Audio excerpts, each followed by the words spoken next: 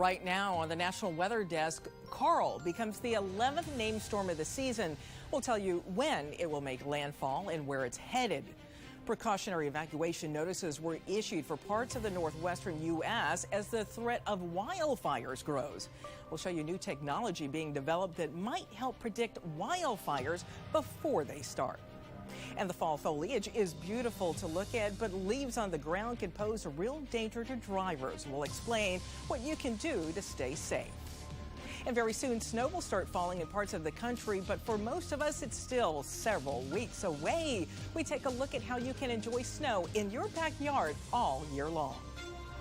From our nation's capital, this is the National Weather Desk.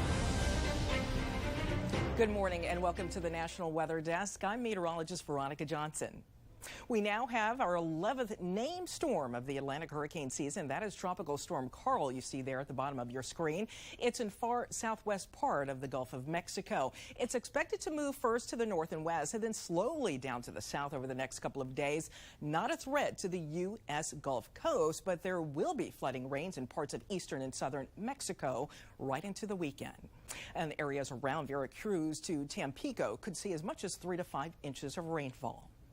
A fire burning on Larch Mountain along the Oregon-Washington border has doubled in size. That fire started Sunday morning, but has now grown to more than 250 acres. People living in more than 100 homes in the area are now under Level 1 and Level 2 preliminary evacuation orders, which means they're on standby, set to evacuate. They don't have to leave just yet.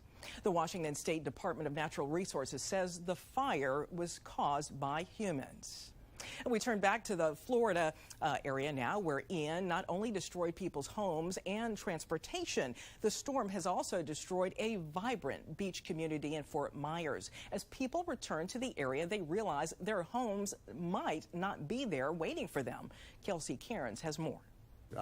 My job is wash out, Michael Wetzel, who lives in the area, says he used to work at a grocery store nearby. I've lived on the island and lived in this neighborhood for a long time. He evacuated as soon as the order came down from the county. And in addition to losing his job, his boat, along with 2 others, damaged and far away from where it started. They're tangled up in the mangrove trees about a mile from here. Wetzel says he can only imagine what shrimp boat captains are going through. It's a big industry in Fort Myers, and these boats are shrimping boats. A mangled metal mess, boats piled one on top of the other at this marina. A cleanup that will take weeks, if not months. And while the extent of property damage is visible to the naked eye, Wetzel is just thankful to be here. This is where I live. He says boats are replaceable, homes are replaceable, and jobs are also replaceable. But people are not. I don't value possessions so much in life. I value just life itself. And Fort Myers is not the only area in Florida where people are returning. The east part of the state also faced severe damage. Now, more than 2 weeks after the storm, the eastern communities are coming together to help those uprooted by the storm. Luli Ortiz has the story. 2 weeks ago, tornadoes from Hurricane Ian touched down in Palm Beach County, leaving a trail of destruction, from roofs being ripped off to cars flipped over, causing millions of dollars in damages. FEMA survivor specialists recently toured the area, including Kings Point and Delray Beach, and officially declared it a disaster area, clearing the way for victims who lost everything to apply for housing assistance to help pay for a place to stay or for home repairs not covered by insurance. We had a catastrophe here the other week. 58 people lost their homes. They're uninhabitable. Peter Sachs, an attorney with Kings Point, says community leaders like county officials and state lawmakers teamed up to persuade FEMA that Palm Beach County was also deserving of federal aid following Ian. Loans or grants for rebuilding the apartments, for getting a car, for paying for temporary shelter, so that these people who lived in the 58 units will have shelter and support. Some residents were brought to temporary shelters like Fountain View in West Palm Beach. Now these victims can extend their stay as they wait for their homes to be rebuilt. Residents of Kings Point are generally senior citizens. They require support. They require medical services, social services. The good news is we have that type of support. He calls it a model of a community coming together to help each other get back on their feet. Wildfires like the one that we reported on, just a few minutes ago in the Pacific Northwest are challenging to fight. They also put homes and lives at danger. But there's some new technology that will help keep people safe in the near future. Meteorologist Josh Cosart in Eugene, Oregon now with the story. It was a dark orange, ashy sky, almost like it was nighttime. There was so little light coming out of it. All of us hope to never see smoke-filled skies in our forests. The air was so smoky, you could barely see in front of you, very hazy and not breathable or safe to breathe. We have to look up to find better ways of predicting wildfires. We're really excited about this next generation system that we're currently developing. We're talking about the data being used to predict wildfires from the GOES satellites. Eric James is one of the scientists trying to better predict these fires. Basically, the idea is we want to take advantage of our high-resolution models, which are predicting the weather around the clock. We want to be able to use the meteorology coming out of the model forecast to predict the kind of conditions that are going to be hitting a wildfire. And that can help us to predict the activity of the wildfire. These natural disasters impact so many across the Mountain West, but the smoke can go even farther. That's where we asked Travis Knutson of Lane Regional Air Protection Agency why it's important for our health to know when smoke might be moving in.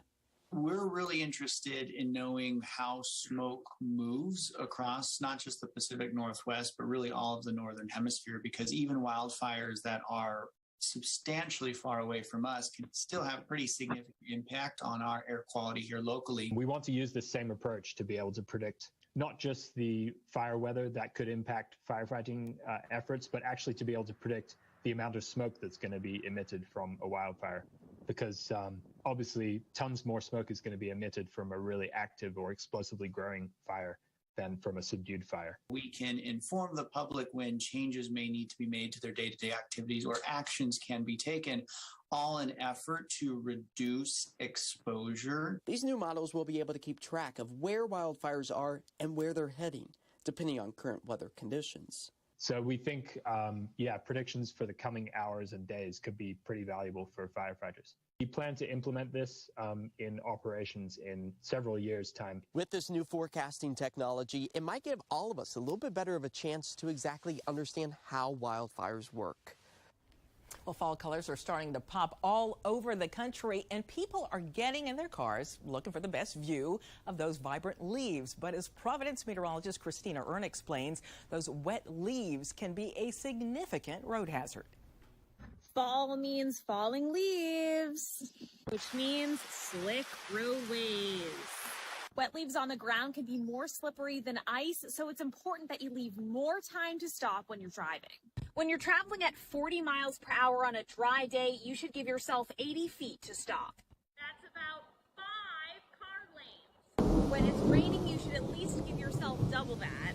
But wet leaves are even harder for your car's treads to grip onto, which means you have to stop 250 feet ahead of time. That's 16 cars early, or almost the length of a football field. Now let's appreciate the beauty of the fall season. Meteorologist Barry Brand is in Little Rock with an update on the changing leaves in Arkansas. We're starting to see some good color in Arkansas. Still a lot of green leaves out there, though, but the rust, the brown, the golden colors are really starting to show up. Due to the recent dry weather we've had over the last month and a half, sometimes the leaves just give up, turn brown, and fall down like these cottonwood leaves. But other leaves are brilliant. The maples are starting to turn red even when most of the trees are green, and we're still counting on a good season of fall color. Now let's go to Missoula, Montana. A viewer sent in a video of a bear that was just out for a stroll, no joke. Maybe it was looking for some food around these apartments. That is a trap on the lawn. Wildlife officials were trying to lure the bear inside, but it had another idea. Eventually, it was tranquilized and moved out of town. If you didn't know, the state's Fish and Wildlife Department describes Montana as bear country. And before we head to break, let's test your weather wit. Where is the windiest place on Earth?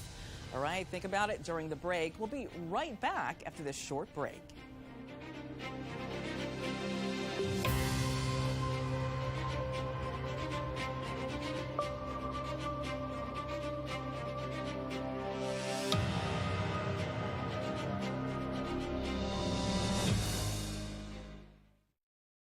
I'm meteorologist Charlie Lopresti with a look at the Northeast. Your Wednesday temperatures are going to surge into the 60s and low 70s in the Northeast. It looks to be a very nice looking day today. And then as we go into Thursday, things start to change. This cold front means business with some heavy rain and strong winds. That moves into New York and parts of New Jersey. As soon as Thursday afternoon, most of the Northeast gets into the heavy rain and strong wind. Thursday night into Friday morning, we'll see some improvement during the course of the day on Friday. I'm meteorologist Jonathan Myers, and here's a look at the Mid-Atlantic region, starting off with some sunshine early on Wednesday morning. That quickly gives way to increasing clouds. Notice the rain not too far behind. I think as we work our way into the day on Thursday, potentially those showers and maybe even some thunderstorms will begin moving in. That's with our next weather maker, a cold front. Ahead of that, highs again into the 70s. With it, maybe some strong storms Thursday. That's the scene here.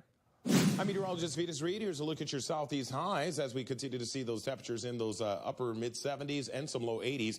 Nashville, 83 degrees. Pensacola, 80. 75 in Raleigh. Down in Tampa, right at 87 degrees. So it looks like we are seeing plenty of sunshine across the southeast. We're getting a few pop-up showers and thunderstorms possible across the southeast later than this evening. It looks like it could be some heavy downpours across Alabama and Georgia, and then a secondary line moving out of the Tennessee Valley.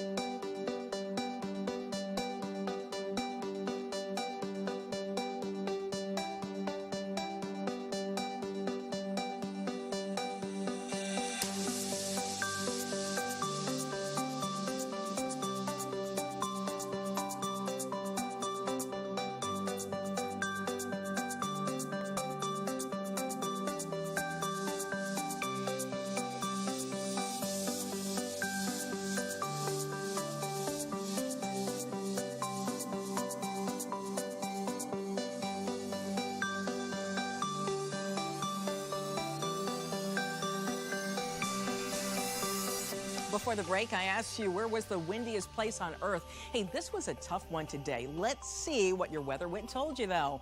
The answer, it's Commonwealth Bay, Antarctica. It's listed in the Guinness Book of World Records and National Geographic Atlas as the windiest place on Earth. Winds there are recorded at over 150 miles per hour on a regular basis. The average annual wind speed is 50 miles per hour. Now let's check to see the weather in cities across the country today. We'll start here in Washington, D.C. Beautiful skies now, but we've got some high clouds that will start moving in and a high temperature of 73 degrees. And now down to Myrtle Beach, South Carolina. Partly cloudy skies expected with temperatures topping out in the mid-70s. And then off to that southwest pocket of Virginia, Roanoke, partly cloudy skies with slightly cooler temperatures. Temperatures this afternoon will hover just around 70 degrees. And then finally here in Narragansett, Rhode Island, with this great shot of the salty brine State Beach. Beautiful day there expected with 70 degrees for an afternoon temperature under nothing but sunshine. Well, so far this year, natural disasters have been quite costly. Of course, the most important factor is the impact on people's lives. Another toll is the dollars and cents. It's adding up fast. Let's go now to Columbus, Ohio, where meteorologist Marshall McPeak explains.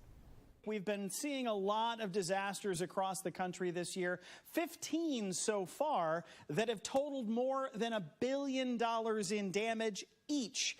A couple of hurricanes recently that have been really devastating. The numbers are coming in on those yet. And we've had all kinds of western wildfires, the tornado outbreaks in the southeast, hailstorms in the upper Midwest, and of course the general thunderstorms that have caused damage, including a derecho that came through parts of the lower Great Lakes. All combined, each of them has generated more than $1 billion in damage. So that sets them apart a little bit. We've also, unfortunately, had more than 340 deaths with all of these storms. So put it all together, and we're still waiting to find out what this year is going to be like in losses. In 2022, so far, the totals are already more than $110 billion. But That does not include Hurricane Fiona, Hurricane Ian that just devastated Florida and is likely to have enormous numbers. And it also doesn't include the western wildfires. So it's going to be well into early next year we find out what the actual totals are for the year. But in 2017, that total was more than $366 billion. It's entirely possible we may see numbers like that again this year, if not even higher, once we have the numbers from Fiona, Ian, and the western wildfires included.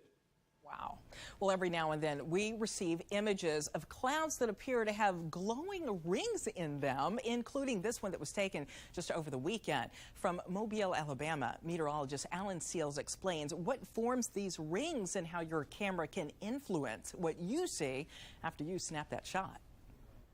A little moon watching on Sunday night, the full moon and a glow around it. That's what Jeannie Davis captured on the Gulf Coast. That glow is known as a corona, and it tells you the clouds are middle-level clouds, altocumulus, made of water droplets, and that's what the light does as it interacts with the water droplets. But beneath the corona is something you only notice after you take the picture. Little dots and curves that are actually simply reflections inside the camera lens. It's interesting that different cameras will give you different patterns of reflection, and it often confuses people. They're not planets, they're not weird UFOs, they're just reflections.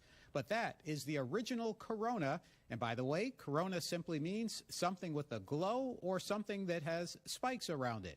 I'm meteorologist Alan Seals. All right, and now you know. Hey, listen, it might be hard to believe. Winter, 70 days out. While many parts of the country will experience something like this, others won't see that snow fall from the sky. But what about making snow at home? Yeah, you can do it, even in Little Rock, Arkansas.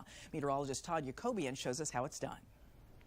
Here in Arkansas, we get cold temperatures. We just don't have the moisture all the time that coincides with the cold temperature. So I thought, if I could just take advantage of the cold, I'll provide the moisture. And that's the snow machine right there. And it's not just that. That's called the SG6 from snowathome.com. But that connects to a pressure washer and an air compressor, and it makes snow, just like at a ski resort, the man-made snow at a ski resort, but it's scaled down on a smaller version. How small? Like, is that snow machine going to fill your backyard with snow? Yes, I've got a backyard here that I could probably put about 4 to 6 inches of snow in about 5 or 6 hours across my entire backyard. And while it's sunny outside and there's no snow in Little Rock or no snow in Arkansas, my kids are having a snowball fight. It has to be colder than 28 degrees and dry air. And that's what gets the snow gets the moisture to crystallize and make that snow. And you've done this for your kids on Christmas, right? Yeah, it was Christmas of 2020, and it was cold enough in the morning to make snow, but it was clear as a bell. And they woke up, and I opened up the blinds on the windows, and there's the Christmas tree, and it was snowing in our backyard, and I had probably about 6 or 7 inches of snow in the backyard that night. Well, who needs Santa when you have a dad that's a meteorologist that makes snow, right? Right. And, this is pricey to get the whole setup with the snow machine, the pressure washer, and the air compressor. It's going to cost a couple of $1,000s.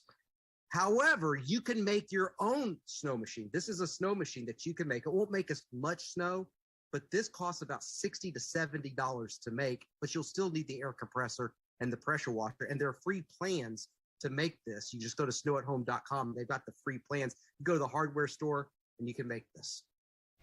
You can hear more from many of our other 200 meteorologists on our YouTube page. Just search for the National Weather Desk and subscribe. Let's go now from the fake snow to the real snow. Take a look at this video out of Anchorage, Alaska. Hey, this was sent to us from a viewer, and it shows the first snowfall of this season for Anchorage. The area, it's known as the Anchorage Bowl, saw snow begin to fall Monday night, with some hillside areas getting 3 inches. But because of the ground levels are still relatively warm, it's unlike the area will see any accumulation last for very long. Cold weather is expected throughout the week, with temperatures forecast to be in the 20s, with a possibility of more snow coming later today. It's being called the California Ghost Boat, and it's become a peculiar mystery to officials. Lake Shasta is California's largest man-made lake, but it's fallen victim to drought. Those falling water levels reveal decades-old mysteries. Most recently, the decayed remains of a World War II Higgins boat discovered. That boat apparently assigned to the ship General George Patton used during the invasion of Sicily. So how this boat ended up in California reservoir really is still not clear. And we've been getting lots of beautiful full moon photos from around the country and from Mobile, Alabama. This composite image shows the moon changing in color and shape a couple of nights ago. The moon started out kind of red, orange in color and slightly flattened. Then it changed to orange and eventually yellow and white. Among those changes in colors, it also starts to appear more circular and also happens to the sun. Same kind of deal. It's due to the curvature of the Earth's surface and the thicker amount of air near the horizon that scatters the colors.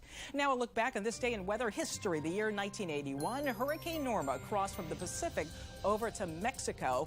25 inches of rain fell in that area around Gainesville.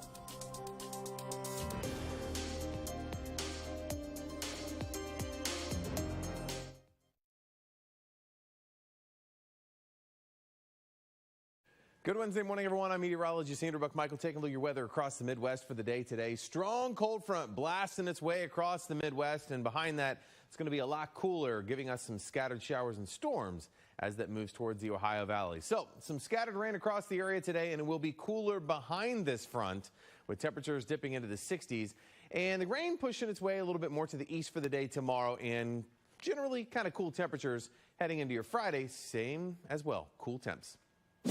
Good Wednesday morning to you. I'm meteorologist Chris Uchan. Our forecast today across the region. We do have a frontal boundary that'll be dropping south and from central Texas into Arkansas, Louisiana. They can't rule out a shower or thunderstorm along that frontal boundary. There is a bit of a temperature drop behind it. Definitely a big push of lower humidity, and you'll notice that Thursday, 70s, 80s, and 90s with a lot of sunshine in Thursday's forecast. 6 to 10 day outlook, above normal rainfall Texas, below normal into Arkansas, and below normal on those temperatures. Hi, everyone. Meteorologist Christine Clark with the weather makers across the west. Warm high pressure settles over the Pacific Northwest, yet a storm is stalled just over the Southern California coast, and that could bring in a few showers to the higher elevations outside of L.A. Would be nice to see that beneficial moisture. Otherwise, dry across much of the western U.S. here on Wednesday. High temperatures range from 80 degrees there in Reno to comfortably in the 60s and low 70s along the Rockies. That's look the weather from here.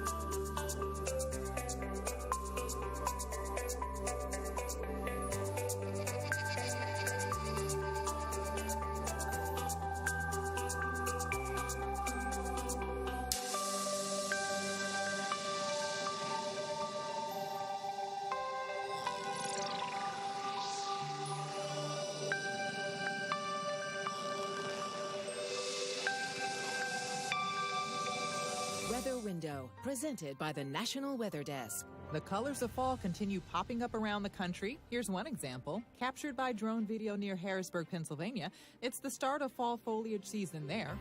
And this view along the Blue Ridge Parkway a week ago. And this week, how things have changed. Now to Colorado and this display from the sky and clouds to the mountains and the lake acting as a giant mirror.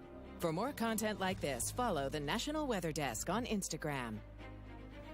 It's time to check out some of the visual treats from our viewers. Our meteorologists send us lots of great photos. We also see lots of stunning content through our Chime In platform, like this brilliant sunrise here at Gulf Shores, Alabama. And look at that blue heron fishing on the beach when this photo was taken. So pretty.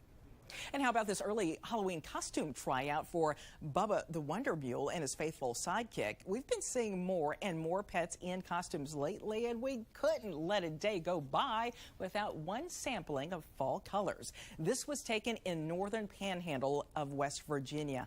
Oh, they've got great color there. We'd love to share your weather content on air. You can find us on your favorite social media platforms, from Facebook to Twitter, Instagram, TikTok, and YouTube. Just search at NatWS Desk or National Weather Desk. We'll be right back.